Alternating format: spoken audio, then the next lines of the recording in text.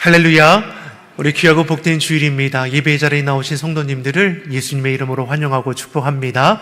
우리 곁에 계신 분들과 우리 환한 표정으로 우리 반갑게 두 손 들면서 인사하겠습니다. 잘 오셨습니다. 반갑습니다. 잘 오셨습니다. 반갑습니다. 오늘은 12월 둘째 주일이자 우리 교회력으로는 우리를 구원하기 위해서 육신을 입고 이 땅에 오신 예수님을 기념하고 또 다시 오실 예수님을 대망하는 대림절기로 우리가 지키고 있습니다. 대림절을 맞아서 교회 곳곳에 성탄트리가 아름답게 장식이 되어 있고, 또 어제 오후에는 안수입사회를 비롯해서 남성교 회원들께서 우리 교회 화단을 또 아름답게 장식해 주셨습니다. 지금은 환해가지고 안 보일 거예요. 네, 밤이 되면 반짝반짝 너무나 예쁘게 준비해 주셨습니다. 이러한 헌신과 수고를 통해서 우리가 준비하는 거죠. 무엇을 준비하는 겁니까? 오실 예수님, 또 다시 오실 주님을 기대하며 우리의 삶을 주님 안에 세워가는 것일 줄 믿습니다. 우리가 지난 주간에 음량과 방송 시스템을 교체했습니다. 좀 이렇게 소리가 좀 달라진 것 같나요? 화면이 조금 아직 조정이 좀 덜 돼서 이런 부분들은 저희가 한 2주, 3주 정도의 시간을 들여서 저희가 맞춰가게 될 겁니다. 소리가 이때도 다르고 저때도 다를 수 있거든요. 그래서 지금 방송실은 지금 굉장히 분주할 거예요. 하지만 우리는 여유 있는 마음으로 우리 예배함을 통해서 우리 시스템이 교체되었고 좋은 시스템으로 바뀌었기 때문에 더 나은 소리를, 최적의 소리를 이제 찾는 기간이 필요한 거니까요. 그 불편하더라도 또 이해해 주시고 또 양해해 주시면 은혜가 되겠습니다. 우리 곁에 계신 분들과 다시 한번 이렇게 인사하겠습니다. 하나님께서 지키시고 도우십니다. 하나님께서 지키시고 도우십니다. 아멘이시죠? 하나님께서 지키시고 도우심을 믿습니다. 이제 연말, 연시가 되면 이 사단의 괴계가 있습니다. 그래서 우리 마음을 요동하게 하고 흔들어 놓는 사건들이 일어나게 있습니다. 그때 우리가 마음이 요동해서 불평하고 원망의 소리를 쏟아내는 것이 아니라 하나님의 자녀된 자로서 믿음을 지키며 말씀으로 대적하여 이기시기를 예수님의 이름으로 축복합니다. 사도 바울도 비록 자신은 감옥에 갇혀 있지만 빌립보 교회 성도들을 생각하며 눈물로 서신을 기록하는 것이죠. 빌립보 교회는 너무나 은혜 있는 교회였습니다. 사도 바울이 어느 곳에 가서 주의 복음을 전하더라도 사도 바울을 위해서 늘 기도해 주는 교회였고, 그의 선교를 협력하기 위해서 물질로도 끊임없이 후원했던 교회가 빌립보 교회입니다. 심지어 한 사람을 파송해서 감옥에 갇혀있는 그 순간에도 저를 협력할 수 있도록 보내주었던 교회도 빌립보 교회입니다. 근데 빌립보 교회에 어떤 소식을 듣게 됩니까? 로마의 극심한 박해, 또 거짓교사 이단들의 미혹된 소리, 또 율법주의자들로 인해서 그 신앙을 훼손되는 일들이 일어났다는 소식을 들으니까 너무나 안타까운 마음에 서신을 통해서 저들을 권면하는 것이죠. 율법의 행위로 구원받는 것이 아니라는 것입니다. 저 한번 따라하겠습니다. 오직 예수님, 오직 믿음으로 우리는 구원받습니다. 로마서 3장 20절에서 우리에게 무엇을 가르쳐주고 있습니까? 같이 읽어보겠습니다. 그러므로 율법의 행위로 그의 앞에 의롭다 하심을 얻을 육체가 없나니 율법으로는 죄를 깨달으니라. 율법으로 우리 죄를 깨닫기 위해서 주 앞에 나아가는 그 인도자가 되는 것이지 우리를 의롭게 하지 못한다라고 분명히 말씀하는 거죠. 근데 율법주의자들이 어떻게 유혹하는 겁니까? 예수님 믿음으로 구원받는다? 이것은 반쪽짜리라는 것이죠. 율법을 지키고 할례를 받아야 완전한 구원에 이른다? 흔들어 놓았다라는 것이죠. 에베소서 2장 8절과 9절이 우리에게 무엇을 말씀합니까? 같이 보겠습니다.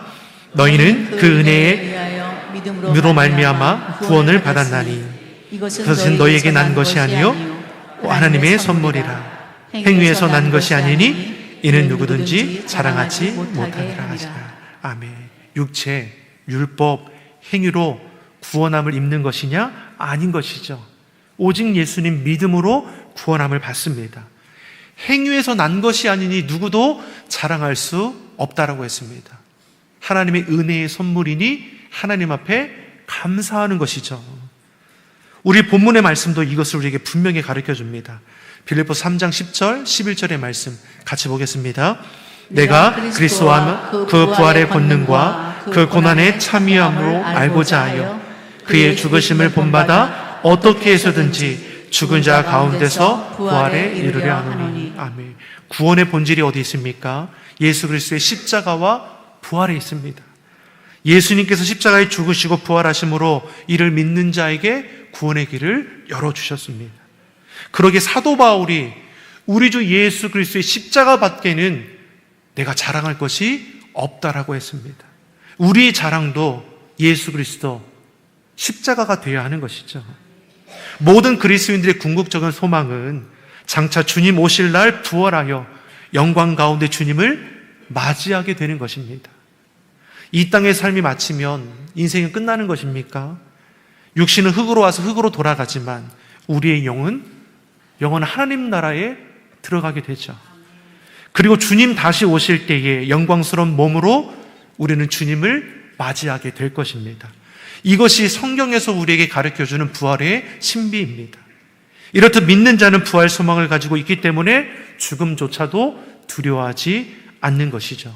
예수님께서도 우리에게 말씀해 주셨습니다. 요한복음 11장 25절, 26절의 말씀입니다. 같이 보겠습니다. 예수께서 이르시되 나는 부활이요 생명이니 나를 믿는 자는 죽어도 살겠고 무릇 살아서 나를 믿는 자는 영원히 죽지 아니하리니 이것을 내가 믿느냐. 아멘. 우리 믿는 자들은 죽음조차도 두려워하지 않는 것이죠. 오히려 죽음은 무엇입니까? 영원한 생명의 시작이라는 것을 우리에게 말씀해 줍니다.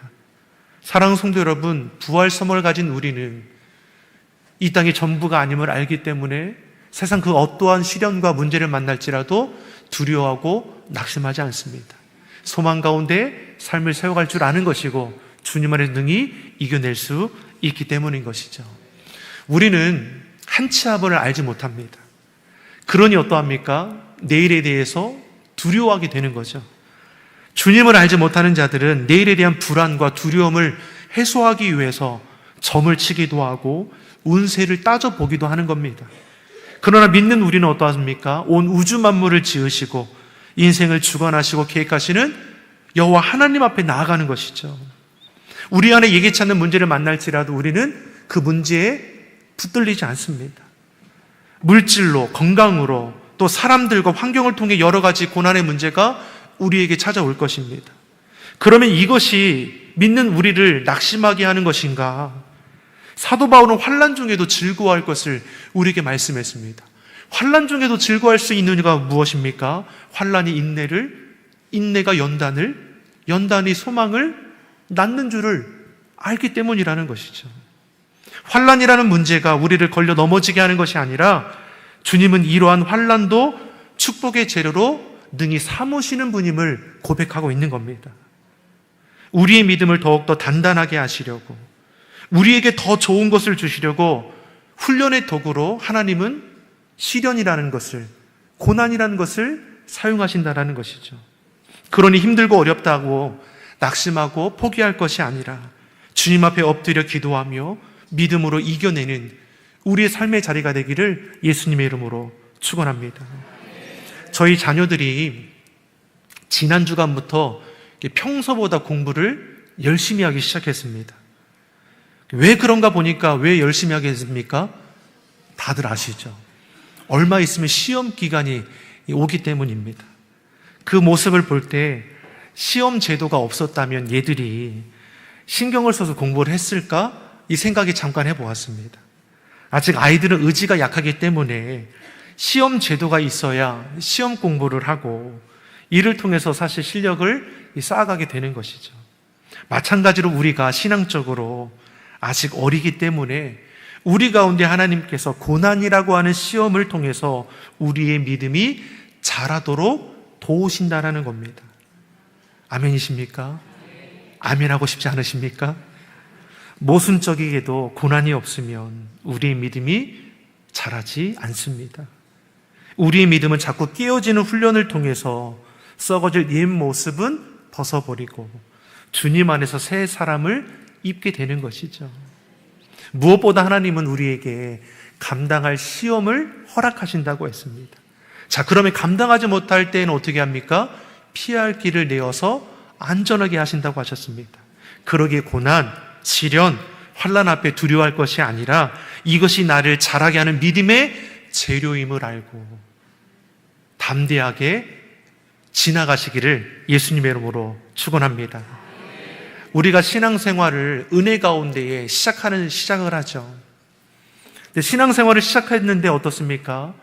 교회 안에서 실망하는 일들이 일어나게 될 것입니다. 왜냐하면 우리가 주님만 바라보고 신앙생활하는 것이 아니기 때문이죠. 함께 신앙생활하는 사람을 보고 실망할 때도 있고, 때로는 교회의 조직이나 제도를 보고 실망하는 일도 있을 수 있습니다. 그러기에 더욱더 우리가 바라보아야 할 것은 어디입니까? 예수님이죠. 내가 누군가를 보고 실망하는 것처럼 누군가는 나를 보고 실망할 자들이 있겠죠. 우리는 비교하고 판단하고 정죄할 것이 아니라 신앙에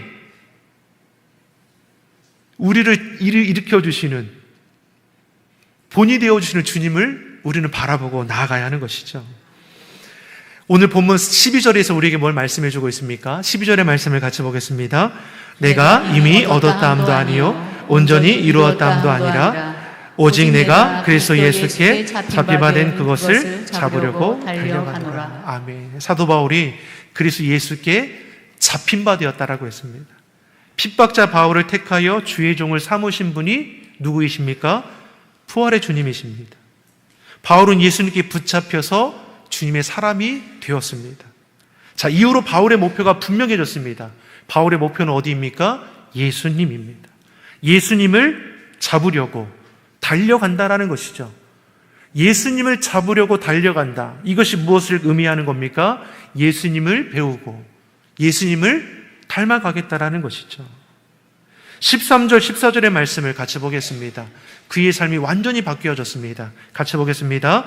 형제들아, 나는 아직 내가 잡은 줄로 여기지 아니하고 오직 한 일, 즉 뒤에 있는 것은 잊어버리고 앞에 있는 것을 잡으려고 표대를 향하여 그리스도 예수 안에서 하나님이 위에서 부르신 부름의 상을 위하여 달려가노라. 아멘. 사도 바울이 달려간다는 거죠. 우리가 신앙을 달리기 경주로 비유해주고 있습니다. 달리기 경주 가운데서도 신앙의 경주는 단거리는 아닌 것 같습니다.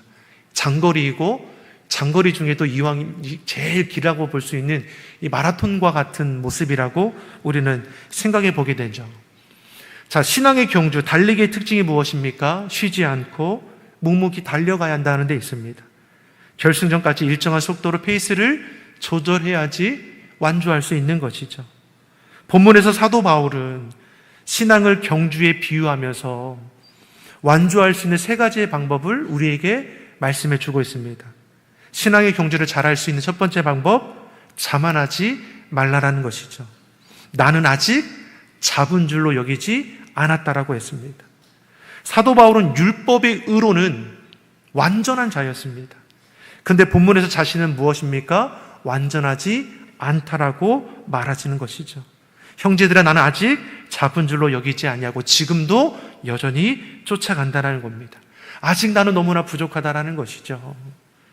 바울은 다시 말해 영적인 교만에 빠지지 않고 지금도 쉬지 않고 힘써 노력함으로 주님을 붙잡기 위해서 최선을 다하고 있다라는 것입니다.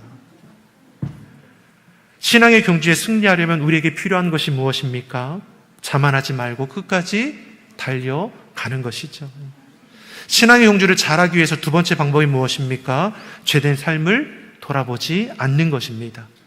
13절 하반절의 말씀을 보면 뒤에 있는 것은 잊어버리고 앞에 있는 것을 잡으려고 한다고 했습니다. 바울은 지난날의 모든 화려하고 자랑스럽게 여기던 모든 것들을 버려버렸습니다. 뒤에 있는 것들, 세상 자랑들, 죄악된 모든 것들 다 잊어버리고 앞에 있는 것, 오직 예수님을 붙잡게 나아가겠다 고백하는 것이죠. 출애굽한 이스라엘 백성들이 구원하신 하나님의 은혜 가운데 머물고 있음에도 불구하고 작은 문제를 만나면 불평하고 원망하는 것을 그치지 않았습니다. 종되었던 시대의 종되었던 때의 모습이 그리워할 게 무엇입니까? 근데 조그만의 문제를 만나면 그때를 그리워했다라는 것이죠. 소돔과 고모라의 사건을 보더라도 롯의 아내가 죄악의 땅을 돌아봄을 통해서 소금 기둥이 되어버립니다. 주님은 죄악된 옛 생활로 우리가 돌아가는 것을 원하지 않으시죠. 우리의 초점은 어디에 있어야 하는 겁니까? 하나님 앞에 있어야 하는 것입니다. 장차 주어질 하늘 영광을 바라볼 수 있어야 하는 것이죠. 자꾸만 우리가 세상 것에 마음을 두고 헛된 것들의 마음을 빼앗기게 되면 참된 가치는 잃어버리게 될 것입니다. 세상 성공 바라보다 나아가다 보면 모든 것을 다 잃게 되지만 주의 영광 가운데 믿음을 지키며 신앙의 성공자가 되면 삶의 모든 문제, 염려들도 하나님께서 책임져 주시는 것이죠. 그래서 우리에게 우선이 되어야 할 것이 무엇입니까? 우리가 하나님 앞에 신앙의 성공자가 되는 것입니다. 우리 옆 사람이 이렇게 축복하겠습니다. 신앙의 성공자가 됩시다. 신앙의 성공자가 됩시다. 아멘이시죠? 예수님께서도 내일 일을 염려하지 말라라고 했지 않습니까? 우리는 이 땅에 살아가니까 무엇을 먹을까, 마실까, 입을까 염려하게 되죠. 근데 주님 우리에게 뭘 말씀합니까? 내일 일 염려하지 말고 너희가 우선해야 할 것이 무엇이라고 말씀했습니까? 너희는 먼저 그의 나라와 의를 구하라. 우리의 삶의 우선순위가 어디에 있는지를 분명히 말씀하고 그 우선순위를 지켜나갈 때 너의 염려, 두려움의 문제들을 하나님께서 해결해 주실 것을 말씀해 주는 것이죠. 신앙의 경주를 잘할 수 있는 세 번째 방법이 무엇입니까? 부르심의 상을 생각하라는 것입니다. 14절의 말씀을 보니까 표대를 향하여 그래서 예수 안에서 하나님이 위에서 부르신 부름의 상을 위하여 달려간다라고 했습니다. 여러분 올림픽을 한번 생각해 보십시오. 세계적인 선수들이 최고의 무대에서 최고의 선수들과 거리워서 메달을 놓고 경쟁하지 않습니까? 이들이 올림픽을 위해 구슬땀을 흘리고 수고하는 이유가 무엇입니까? 메달이 주는 영광에 있는 것이죠. 하지만 모든 선수들이 메달을 다 받을 수는 없을 것입니다. 순위에 들어야 하는 것이죠. 그런데 신앙의 경주는 어떠합니까? 순위가 매겨져 있습니까? 그렇지 않다라는 것이죠. 우리는 어떻습니까? 묵묵히 완주하면 되는 겁니다. 지치면 피곤하면 쉬어가도 되는 것이죠. 주님은 우리의 수고와 열심을 너무나 잘 알고 계십니다. 우리의 말 못할 사정과 형편 또한 너무나 잘 아시죠. 그러기에 주님께서는 우리의 힘겨운 상황 가운데서도 주님을 의지하여 달려가는 그 모습을 의롭다 여겨주시며 예비한 큰 상급을 준비해 두고 계시는 것이죠. 우리는 하늘 영광 바라보고 살아가는 자들입니다. 지치고 낙심될 때는 쉬어가도 되는 것이죠. 하나님 아버지께서는 잘하고 못하고를 보지 않으시고 순종함으로 묵묵히 행하는 그 충성됨을 귀하게 여겨주시는 것입니다. 우리가 할 것은 무엇입니까? 말씀 앞에 나를 순종하며 나아가는 것이죠. 우리 본문 15절, 16절의 말씀을 같이 한번 읽어보겠습니다. 15절, 16절 같이 보겠습니다. 그러므로 누구든지 우리 온전히 이룬 자들은 이렇게 생각할지니 만일 어떤 일에 너희가 달리 생각하면 하나님이 이것도 너에게 나타내시리라. 오직 우리가 어디까지 이르렀든지 그대로 행할 것이라. 아멘. 대다수의 사람들은 어떤 일을 하더라도 이 정도면 되지라는 마음으로 사실 적당히 하는 일들이 참 많이 있습니다. 그다지 뛰어나지 않고 그렇다고 떨어지지 않고 적정하게 해면 되는 것이죠. 이전에 열심히 했더라도 시간이 지남에 따라 우리의 마음은 너무나 쉽고 편한 길을 찾아가는 모습을 보게 됩니다. 그래서 어떠합니까? 지금에 안주할 때가 너무나 많은 것이죠. 예전에 다 열심히 했다라는 말로 현재의 그런 모습을 위로받는 일들도 너무나 많이 있습니다. 사랑하는 성도 여러분, 사도 바울이 우리에게 주는 도전이 무엇입니까? 이전 것은 돌아보지 않는 것이고 주님 앞에 최선을 다해 달려간다는 것이죠. 사도 바울, 율법주의자들, 헛된 말들 앞에 자신의 그런 의로움이 대단하던 자들 아닙니까? 근데 이 모든 것들이 주님 안에 아무것도 아님을 고백하는 것이죠. 이제 나는 뒤에 있는 것 잊어버리고 앞에 있는 것을 붙잡으려고 표대를 향하여 부름의 상을 향해 달려간 것을 우리에게 말씀해 주는 겁니다. 사도 바울은 주님 앞에 서는 날까지 자신의 헌신과 수고를 멈추지 않습니다. 이러한 결단이 그를 위대한 사도라 인정되게 했습니다. 사람의 인정과 칭찬이 아니라 하나님께서 그를 존귀히 여겨 주셨습니다. 사랑하는 성도 여러분, 우리가 하나님 앞에 어떠한 그리스도인입니까? 이전에 열심히 했던 것만 자랑하는 자들입니까? 현재도 부름의 상을 바라보고 쫓아나기를 날마다 결단하며 행하는 자입니까? 우리 안에 믿음의 선한 결단이 끊이지 않기를 예수님의 이름으로 소망합니다. 사도 바울이 주님을 닮아가기 위해 최선을 다해 행동했던 것처럼 우리도 주님을 본받아서 그 사랑을 나누며 베푸는 삶이 되어야 하는 것이죠. 언제까지요? 주님이 부르시는 그날까지. 우리의 사명은 멈추지 않아야 한다는 것입니다. 그래서 예수 안에서 하나님이 위에서 부르신 부름의 상을 바라보며 자신에게 맡겨진 사명을 이룰 때까지 우리는 신앙의 경주를 멈추어서는 안 되는 것이죠. 이를 위해서 사도 바울이 권면해 주는 말씀이 있습니다. 20절, 21절의 말씀입니다. 같이 보겠습니다. 그러나 우리의 시민권은 하늘에 있는지라 거기로부터 구원하는 자 곧 주 예수 그리스도를 기다리노니 그는 만물을 자기에게 복종하게 하실 수 있는 자의 역사로 우리 몸을 자기의 영광의 몸의 형체와 같이 변하게 하시리라. 아멘. 사도 바울이 뭐라고 말하고 있습니까? 우리 시민권이 어디에 있습니까? 하늘에 있다는 것이죠. 사도 바울은 빌립보 교회 성도들 시련 가운데도 믿음을 지키고 부름의 상을 바라보며 힘써 간구하기를 원하는 저들에게 무엇을 말씀합니까? 너희들의 영적인 정체성은 이 땅에 있지 않다라는 것이죠. 하나님의 영광 가운데 머무는 자라는 것을 잊어버리지 말라라는 것입니다. 우리도 마찬가지 아닙니까? 우리가 이 땅을 살아가지만 우리는 어디에 속한 자입니까? 하나님께 속한 자이고 하늘의 시민권자라고 우리에게 분명히 말씀하는 거죠. 오늘 하나님이 우리를 불러가실지라도 우리는 영원한 천국 가운데 거하는 하늘 시민권자인 것이죠. 그러니 여러분 허탄한 것들에 마음 빼앗기지 마십시오.